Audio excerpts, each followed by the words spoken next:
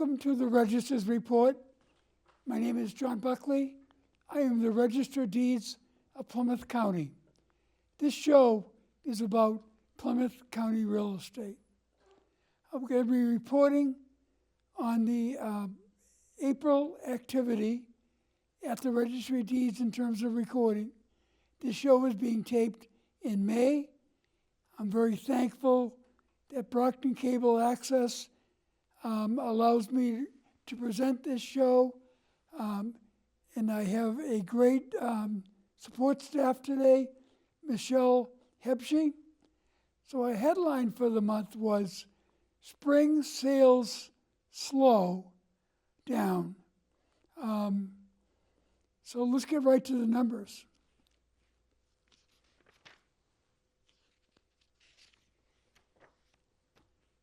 The first thing we report on are deeds of the sales of property. And although the number of deeds recorded in April were 532 as compared to 498 in March, it's still below last year's 590 sales. We're down 8% year to date. The marketplace is not perfect. Interest rates could be lower. Inventory could be better. And the opportunities out there for first-time home buyers are fairly non-existent, and that's very disappointing. Plus, our average sale price is very high. Across the 27 very diverse communities of Plymouth County, it was $718,721.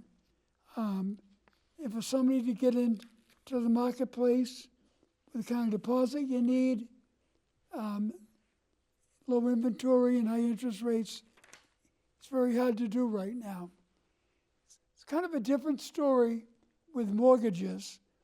There were 1,298 mortgages recorded in April, more than the 1,276 mortgages in March, 29% higher than last year's April mortgages, and year to date, up 14%.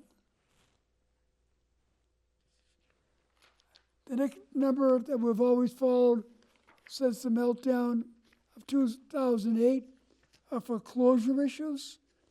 Back in those days, Brockton was the epicenter of the foreclosure crisis. During COVID, there was a moratorium on foreclosure deeds and notices. Lenders really have not caught up. So for the month of April, there were 18 foreclosure deeds across Plymouth County, more than the 6 in March. Foreclosure deed is when a lender has taken back property from someone, usually for failure to pay their mortgage, which can be loss of job, health issues, but either way, title has passed from you to the lender, and nobody wants that to happen.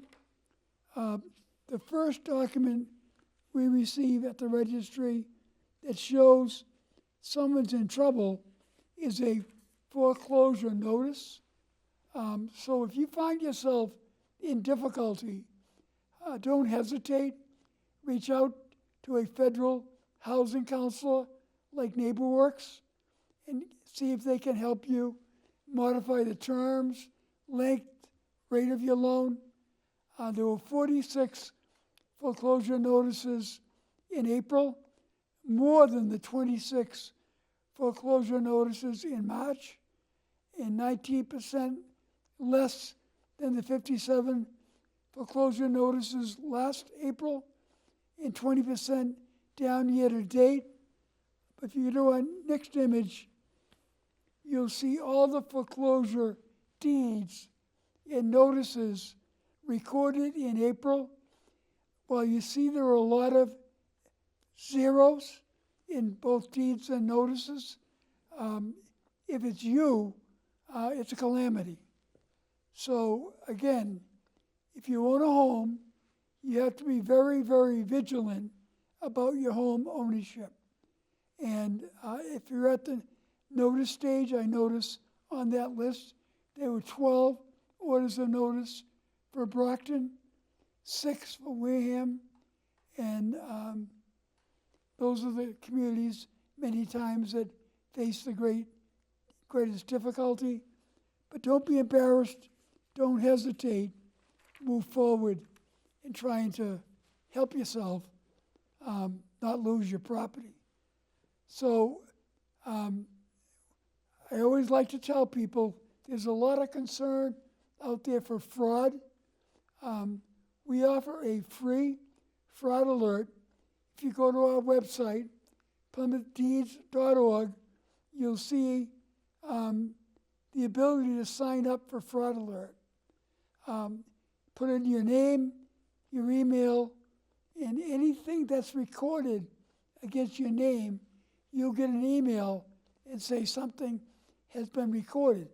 And again, if you're being vigilant, you can really take a look and see what was recorded against your name, maybe not against your property. It may not be your property if your name is Smith. But however, it's a way to help you maintain your ownership, which for most people is the most valuable asset. So a lot of owning real estate is dependent upon the owner being wise, smart, and paying attention. I also like to warn people that there are these companies out there that'll try to get you to pay 50, 60, a large amount of money to get a copy of your deed. Well, everyone should have a copy of their deed. It's a great thing to have in your estate package, your power of attorney, your will, healthcare proxy, anything that someone will need to help you along the way. It is very good thing if you'd have in that package a copy of your deed, so it's easy for the people that are going to be helping you out, whether it be your administrator of your estate, whether it be the person coming in to help you through your health care issues.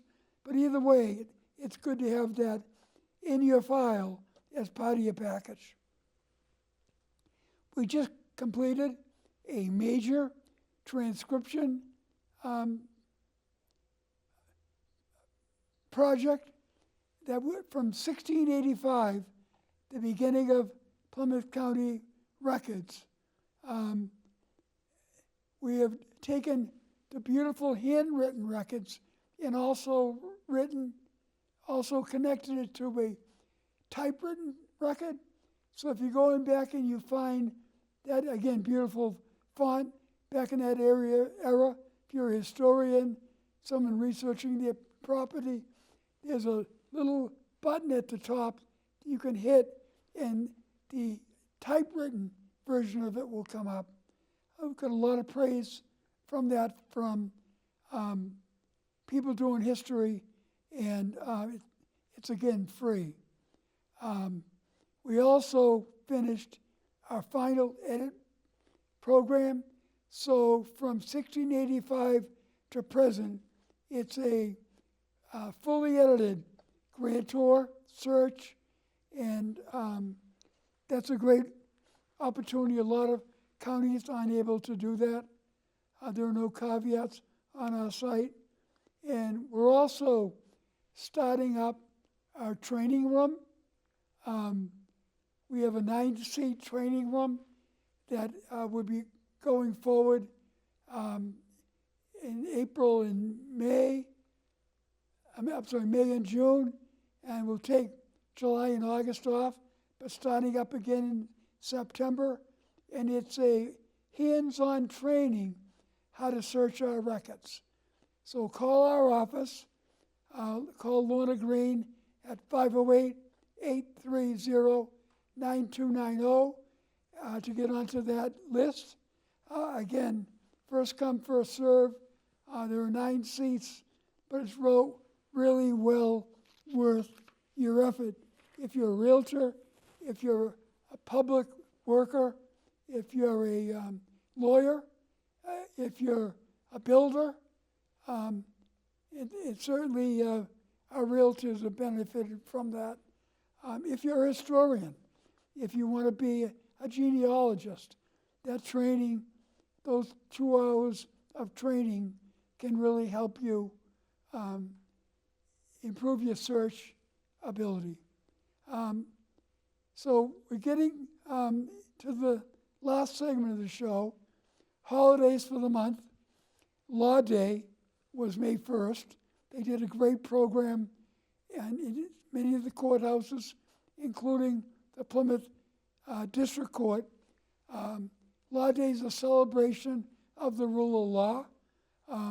In many communist countries, it is a celebration of might. In America, it's a celebration of the rule of law, and Law Day celebrates that. The 2nd of May was the Kentucky Derby. Cinco de Mayo was the 5th. Mother's Day the 10th. Coming soon will be Memorial Day on the 25th. And we're going to go right into our Plymouth County records that tell the story of some of the holidays. So we had a great Plymouth County's summer resident, Oliver Wendell Holmes. He was a member of the Massachusetts Supreme Court and the United States Supreme Court, but he was born in Boston, the son of a prominent writer and physician and abolitionist. In his senior year at Harvard, during the Civil War, he enlisted in the Massachusetts military, and he saw a lot of action. He was seriously wounded 3 times. He owned a summer cottage in Mattapoisett, purchased in 1873. Later, he became an attorney in Boston, a legal scholar, and a law professor at Harvard University. And in 1882, he became a justice of the Massachusetts Supreme Court. In 1902, he was promoted up to the United States Supreme Court by President Teddy Roosevelt.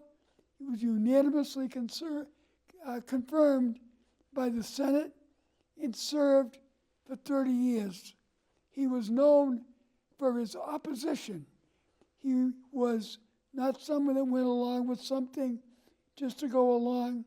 He really challenged many of the decisions of the court. He became known as the Great Dissenter. He retired from the court at 90 years of age, and he died in 1935, and he is buried beside his wife, Fanny, in Arlington National Cemetery. Quite a story, quite a history.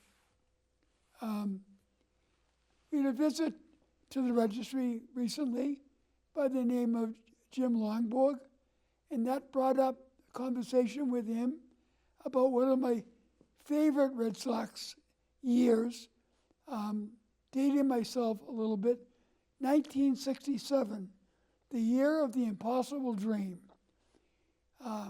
So that year, the Red Sox were projected to be in last place. There were 100-1 odds against them finishing in first place of the American League.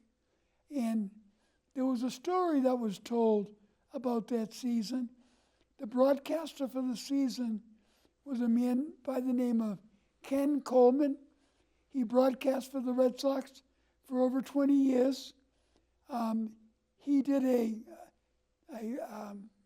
vinyl record of that season, of the story, called The Impossible Dream.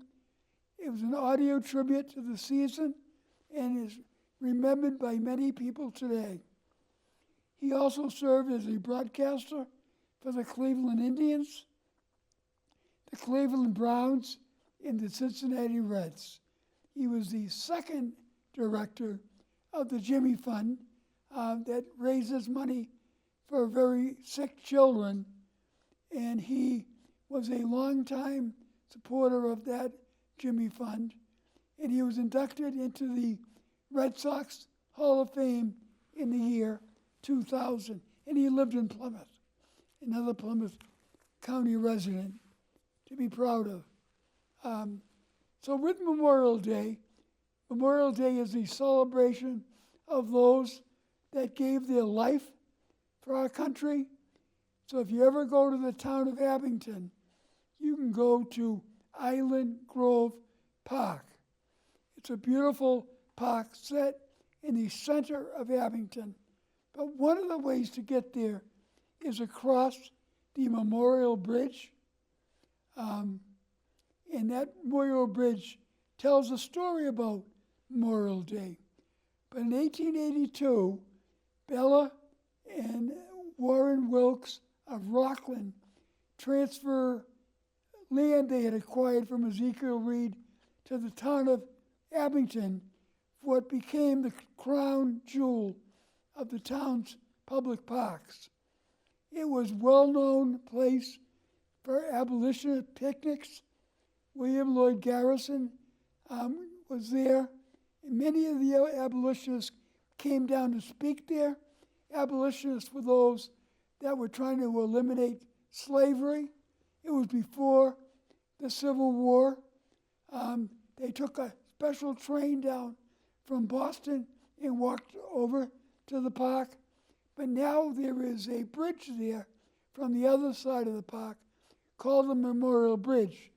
And as you walk across that bridge, there's an arch, memorial arch, and on both sides of that arch are pictures of the Navy and the Army for those that lost their lives serving America.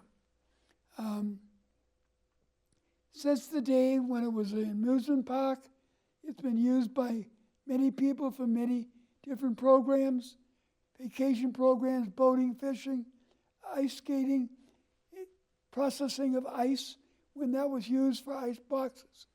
But if you ever take a walk over Memorial Bridge on Memorial Day, you'll recognize how much the town of Abington honors its soldiers.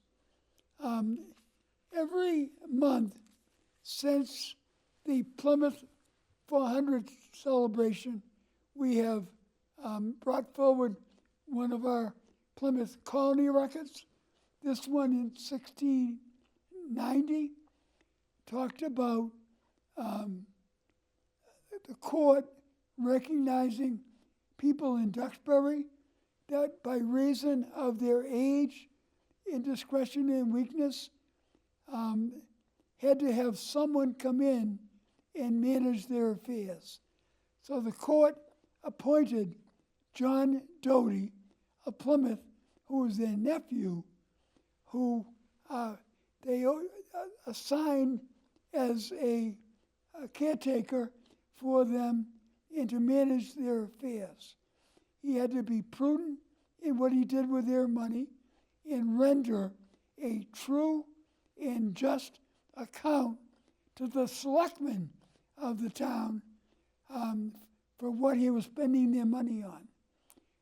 He had to have full satisfaction from him to them managing their affairs. And we still have those valuable assistant today when the Plymouth County Probate Court does the same things. When people are unable to take care of themselves, they assign conservators or guardians in some places so to protect the interests of people who are not able to manage their affairs.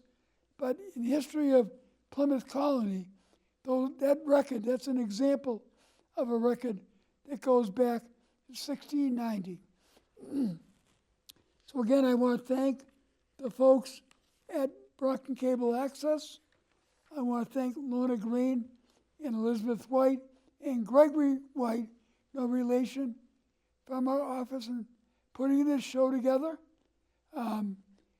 Michelle Hepsey runs this show. We share with people information about, for most people, what there is the most valuable asset. And again, be vigilant with your property. Take advantage of these opportunities, some of them free. Be healthy. Good weather's coming. Enjoy Memorial Day, and I'll see you next month. Take care.